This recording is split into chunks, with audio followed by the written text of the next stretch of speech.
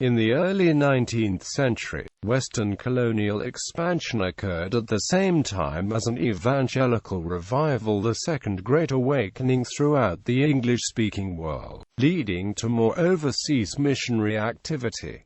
The 19th century became known as the Great Century of modern religious missions, beginning with the English missionary Robert Morrison in 1807. Thousands of Protestant men, the wives and children, and unmarried female missionaries would live and work in China in an extended encounter between Chinese and Western culture. Most missionaries represented and were supported by Protestant organizations or denominations in the home countries. They entered China at a time of growing power by the British East India Company, but were initially restricted from living and traveling in China except for the limited area of the 13 factories in Canton, now known as Guangzhou, and Macau. In the 1842 treaty ending the First Opium War, missionaries were granted the right to live and work in 5 coastal cities. In 1860, the treaties ending the Second Opium War with the French and British opened up the entire country to missionary activity. Protestant missionary activity exploded during the next few decades. From 50 missionaries in China in 1860, the number grew to 2,500 in 1900. 1,400 of the missionaries were British, 1,000 were Americans, and 100 were from continental Europe, mostly Scandinavia. Protestant missionary activity peaked in the 1920s and thereafter declined due to war and unrest in China. By 1953, all Protestant missionaries had been expelled by the Communist government of China. Missionary activity. For Robert Morrison and the first missionaries who followed him, life in China consisted of being confined to Portuguese Macau and the 13 factories trading ghetto in Guangzhou, with only the reluctant support of the East India Company and confronting opposition from the Chinese government and from the Jesuits who had been established in China for more than a century. Morrison's early work mostly consisted of learning classical Chinese, Cantonese, and Nanjing Mandarin, compiling a bi-directional dictionary based on the 1714 Kangxi Dictionary, and translating the Bible. He was forced to take work with the ISNI in order to fund these activities and remain at Guangzhou. In such conditions, his proselytizing was limited to his employees, whom he compelled to attend Sunday services and daily meetings, including prayer, scriptural readings, and the singing of hymns.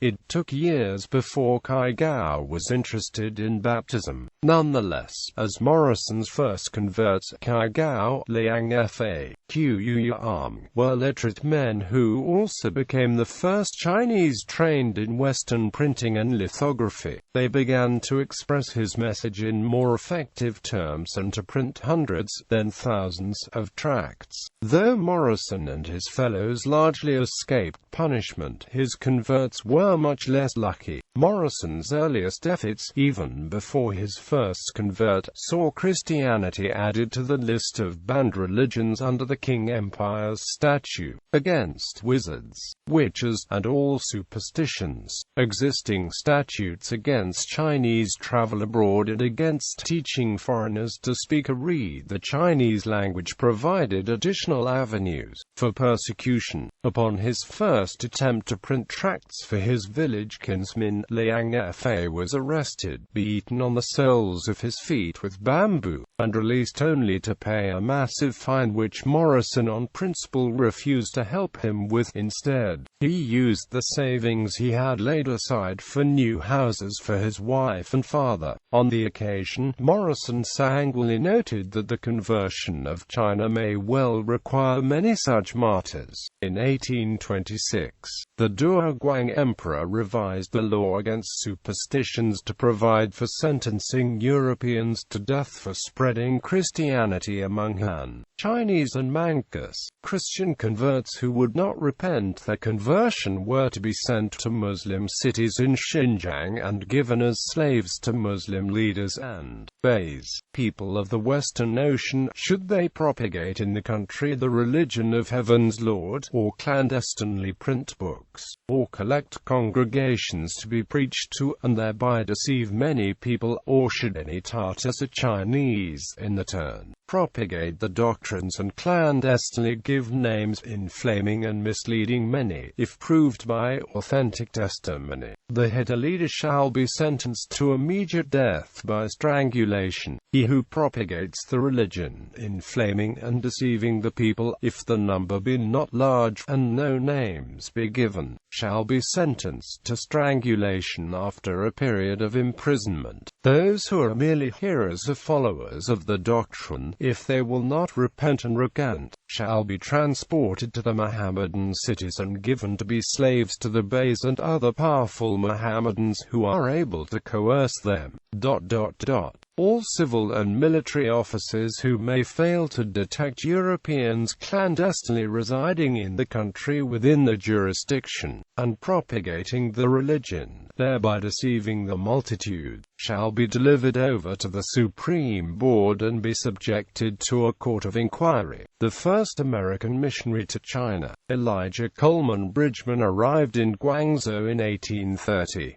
He established a printing press for Christian literature. The first medical missionary to China was American Peter Parker, who arrived in Guangzhou in 1835. He established a hospital which gained support for the Chinese, treating thousands of patients, expanding missionary influence. The defeat of China by Great Britain in the First Opium War resulted in the Treaty of Nanking in 1842, which opened to trade, residence by foreigners, and missionary activity 5 Chinese port cities, Guangzhou, Xiamen, Fuzhou, Ningbo, and Shanghai, to trade, residence by foreigners, and missionary activity. Protestant missionary organizations established themselves in the open cities. In the Second Opium War, Great Britain and France defeated China. The Convention of Peking in 1860 opened up the entire country to travel by foreigners and provided for freedom of religion in China. Protestant missionary activity increased quickly after this treaty, and within 2 decades missionaries were present in nearly every major city and province of China. Protestant missionaries were indirectly responsible for the Taiping Rebellion, which convulsed southern and central China from 1850 to 1864.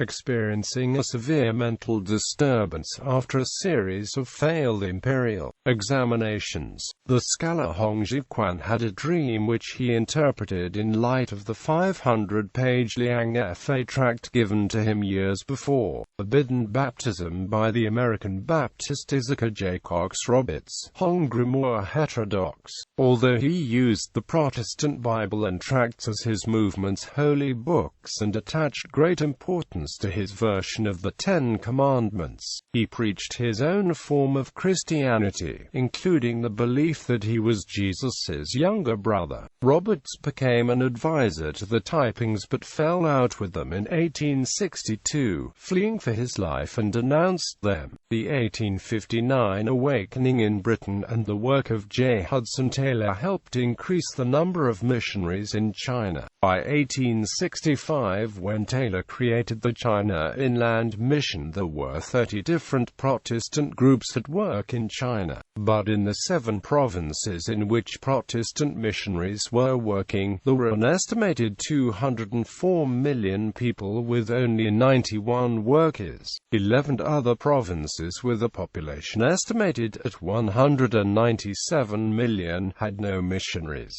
Taylor and others aroused the West, put more people and resources into the effort to make China China a Christian country. Missionary societies and denominations on both sides of the Atlantic responded. Many new societies were formed and hundreds of missionaries were recruited, many from university students influenced by the ministry of D.L. Moody. The most prominent of the missionary organizations were the CIM and the London Missionary Society, and the American Board of Commissioners for Foreign Missions. Other missionaries were affiliated with Baptists, Southern Baptists, Presbyterians, American Reformed Mission, Methodists, Episcopalians, and Wesleyans. The Protestant missionary movement distributed numerous copies of the Bible, as well as other printed works of history and science. They established and developed schools and hospitals practicing Western medicine. Traditional Chinese teachers viewed the mission schools with suspicion, and it was often difficult for the Christian schools to attract pupils. The schools offered basic education to poor Chinese, both boys and girls.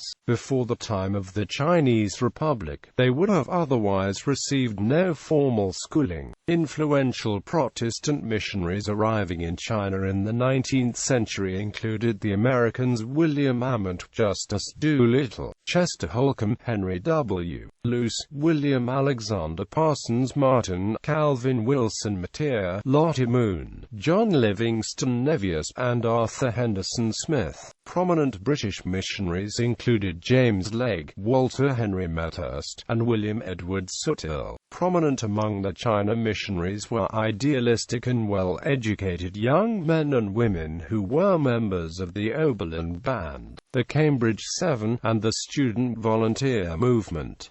The slogan of the missionary movement was, "The evangelization of the world." Later, to give urgency, the slogan was expanded to be, "The evangelization of the world in this generation." China, resistant to missionary efforts and the most populous country in the world, received a large share of the attention of the burgeoning worldwide missionary movement.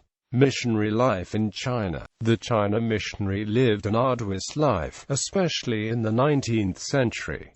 Attrition was high because of health problems and mental breakdowns. Learning the Chinese language was a long-term and difficult endeavor. A majority of missionaries proved to be ineffective. Of the first 53 missionaries sent out, by the China Inland Mission, only 22 adults remained in the mission, and of these only 4 or 5 men and 3 or 4 women were much good. It took about 5 years of language study and work for a missionary to function in China, and many fledgling missionaries resigned or died before completing the tutelage. Overall, in the 19th century, although missionaries arriving in China were usually young and healthy, about one-half of missionaries resigned or died after less than 10 years of service.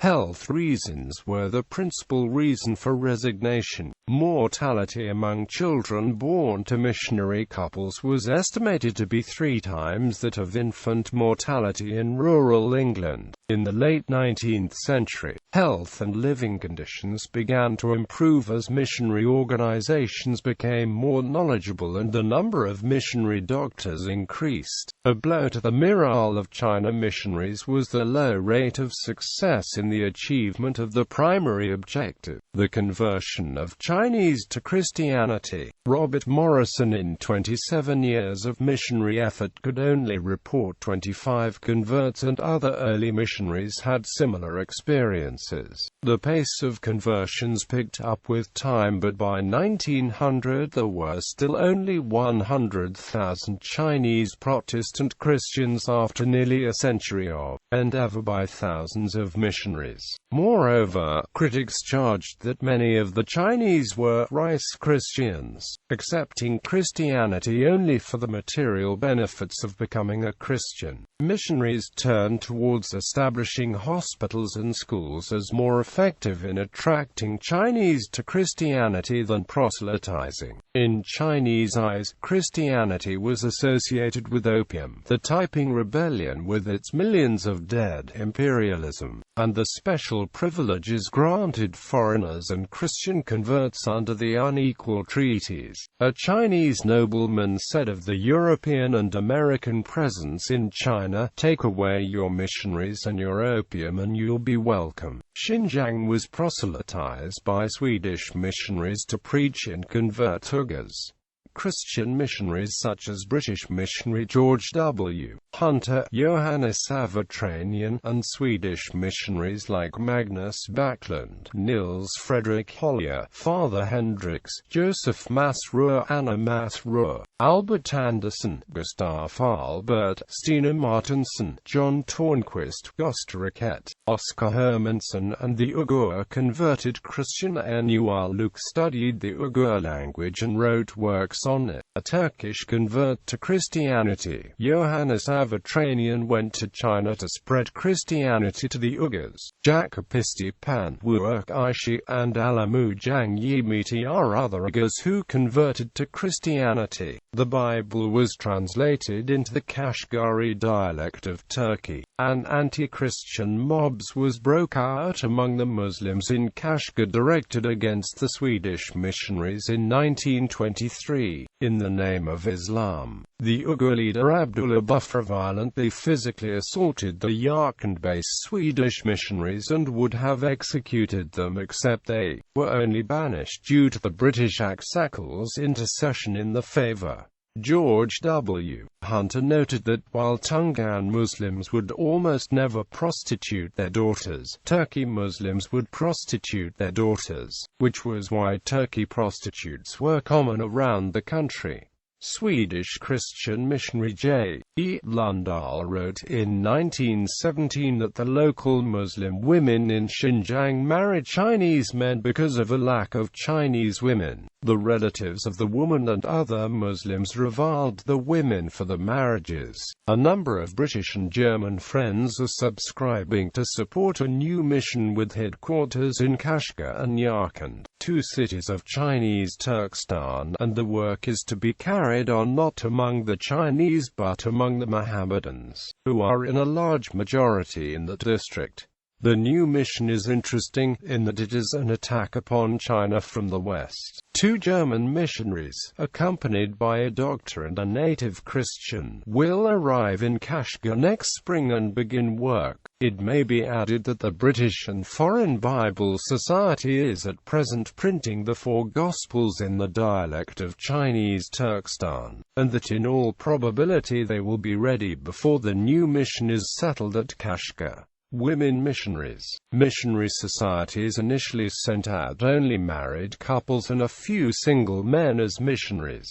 Wives served as unpaid assistant missionaries. The opinion of male-dominated missionary societies was that unmarried women should not live unprotected and alone in a foreign country, and that the spiritual work of missionaries could only be undertaken by ordained men. Over time, as it became clear that Christian schools were necessary to attract and educate potential Christians and leaders and change foreign cultures that were unreceptive to the Christian messages proclaimed by male missionary preachers, the first unmarried female missionary in China was Mary Ann Aldersey, an eccentric British woman, who opened a school for girls in Ningpo in 1844.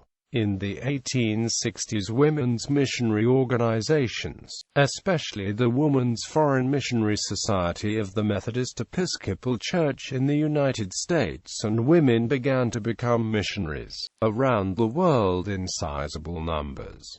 Women missionaries, married and unmarried, would soon outnumber men. By 1919, American Methodist and Congregationalist women missionaries numbered more than twice the number of male missionaries in China. The rise of female missionaries to prominence was not without friction with men. An 1888 Baptist conference affirmed that women's work in the foreign field must be careful to recognize the headship of men, and the head of woman is the man. In China, due to cultural norms, male missionaries could not interact with Chinese women, and thus the evangelical work among women was the responsibility of missionary women. Female missionary doctors treated Chinese women, and female missionaries managed girls' schools. Women missionaries were customarily paid less than men. The Methodists in the 1850s paid a male missionary to China a salary of $500 per year. For the first two unmarried female missionaries the Methodists sent to China, Beulah and Sarah Woolston, received an annual salary of only $300 each.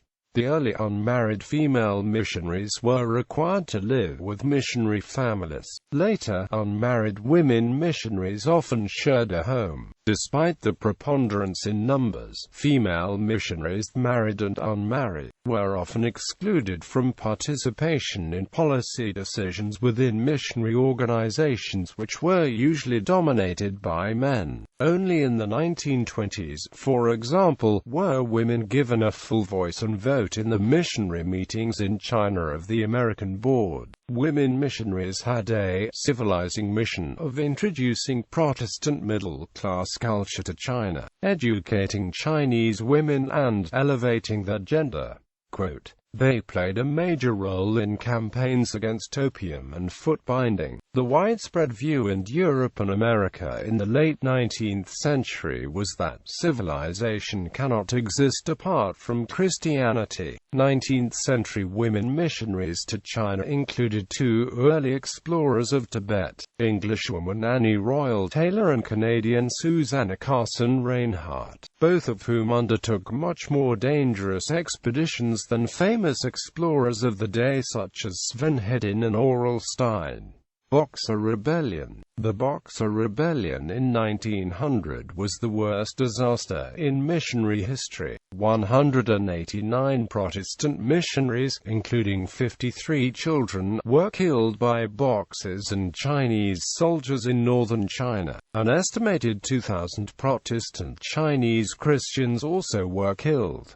The China Inland Mission lost more members than any other organization. 58 adults and 20 children were killed. The Chinese had recognized the rights of the missionaries only because of the superiority of Western naval and military power. Many Chinese associated the missionaries with Western imperialism and resented them, especially the educated classes who feared changes that might threaten the position. As the foreign and missionary presence in China grew, so also did Chinese resentment of foreigners. The Boxers were a peasant mass movement, stimulated by drought and floods in the North China countryside. The Qing dynasty took the side of the Boxers, besieged the foreigners in Beijing in the siege of the international legations, and was invaded by a coalition of foreign armies, the Eight-Nation Alliance. The greatest loss of missionary lives was in Shanxi, where, among others, all 15 members of the Oberlin Band were executed. The Eight-Nation Alliance imposed a heavy indemnity on China, which Hudson Taylor of the CIM refused to accept.